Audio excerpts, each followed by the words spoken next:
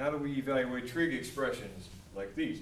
It's really easy if you know the special right triangles, the 30, 60, 90, and the 45, 45, 90. For example, what is the cosine of pi over 3? Well, you know, pi over 3 is 60 degrees. You just got to draw out a triangle. And here's the 60 degrees. The ratios in the 30, 60, 90 triangle are 2 to 1 to radical 3. And that's it. Once you know the definition of cosine, here's your 60. Cosine is adjacent over hypotenuse, so it's 1/2. It's just that easy.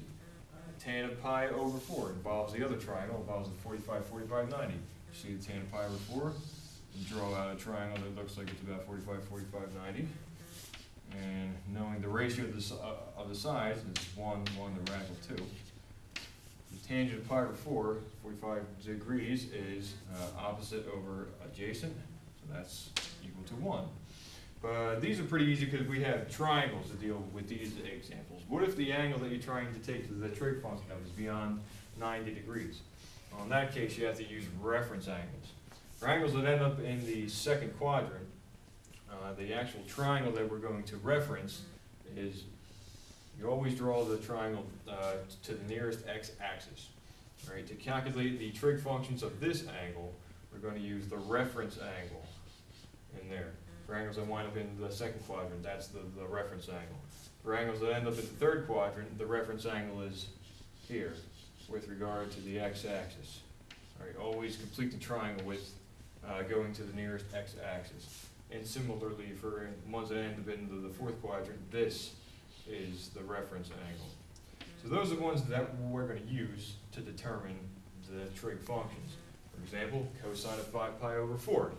5 pi over 4 ends up in the third quadrant, right?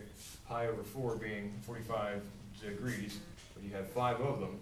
So that's like 4 pi over 4, 1, 2, 3, 4, plus an additional pi over 4. So that winds you up down here. So the reference angle is 45. Draw out the triangle. You know the ratios of the sides are 1, 1, radical 2. And so the cosine is adjacent to this angle, which is -1 over the hypotenuse. So it's -1 over radical 2. So further, tan of 7 pi over 6. Again, this ends up in the third quadrant as well. 7 pi over 6, well that's like 6 pi over 6 plus an additional pi over 6, 30 degrees. So you have your 30, 60, 90 here. And so the ratios of the sides are 2 to 1 to radical 3. Make these both negative. And the tangent is based on this angle here. So it's opposite to adjacent. So it's -1 over minus radical 3. 1 over radical 3. And lastly, the sine of negative 300 degrees. It also works if you have clockwise angles. 300 degrees, zeros here, it's going to be, well, the whole thing is -360, so it's going to stop 60 degrees shy of going a full revolution. So you draw the triangle as usual. Here's your 30, 60, 90. The ratio of the sides are 2, 1, radical 3. And so the sine is the opposite to the hypotenuse, radical 3 over 2.